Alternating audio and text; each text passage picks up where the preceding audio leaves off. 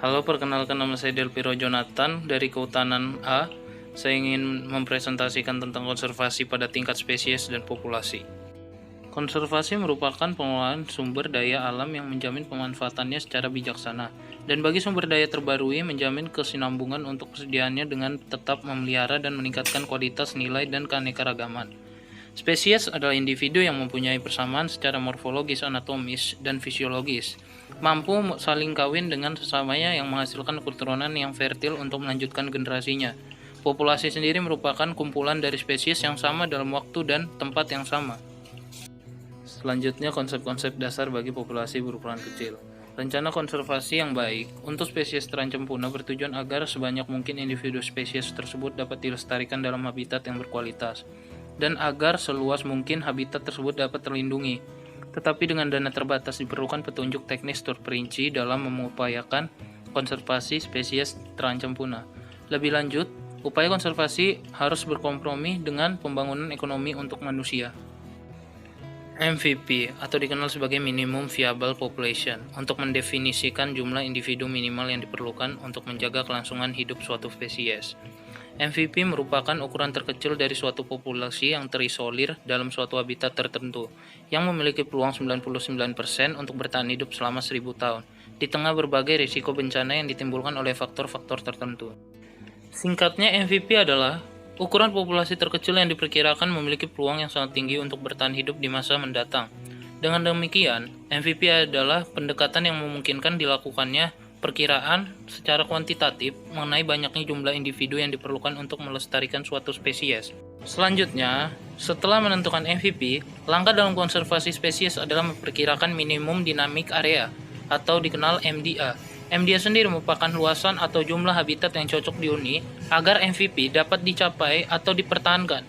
MDA dapat dihitung dengan mempelajari luasan daerah jelajah individu maupun kelompok atau koloni spesies terancam punah.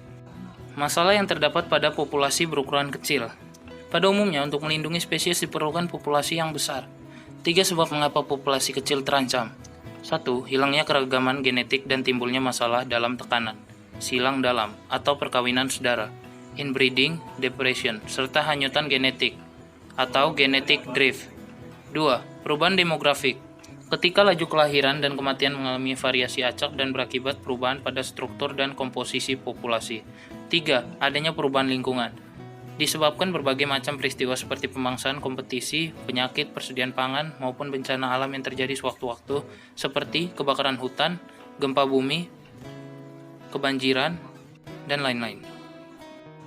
Menyusutnya keragaman genetika. Keragaman genetik turut menentukan keberhasilan suatu populasi untuk dapat beradaptasi terhadap perubahan lingkungan. Penyusutan sumber daya genetik yang terjadi saat ini adalah akibat tidak adanya pengaturan atau kebijakan dan monitoring yang baik serta kurang tepatnya kebijakan di sektor pertanian atau kehutanan. Dan ancaman terhadap kelestarian sumber daya genetik juga dapat ditimbulkan oleh adanya pengaruh globalisasi. Proses kehilangan pada keragaman genetik secara acak yang sering terjadi pada populasi-populasi berukuran kecil, dikenal sebagai hanyutan genetik atau genetic drift. Proses ini berbeda dengan seleksi alam yang merupakan tanggapan terhadap faktor tertentu dalam lingkungan. Populasi kecil yang mengalami hanyutan genetik lebih rentan terhadap berbagai efek genetika yang merugikan, misalnya tekanan silang dalam atau perkawinan saudara, atau dikenal inbreeding depression, tekanan silang dalam atau outbreeding depression, serta berkurangnya kemampuan berevolusi. Faktor-faktor tersebutlah yang dapat mengakibatkan berkurangnya populasi yang mendorong lebih lanjut pengikisan variasi genetik bagi generasi mendatang, sehingga peluang kepunahan menjadi lebih besar. Tekanan silang dalam atau inbreeding depression. Beragam mekanisme terjadi di alam untuk mencegah terjadi persilangan antar individu yang berkerabat dekat. Bagi populasi berukuran kecil dan tidak memiliki banyak pilihan terhadap pasangan, persilangan dalam atau sering disebut perkawinan saudara tetap terjadi. Pertukaran gen antar induk dengan keturunannya.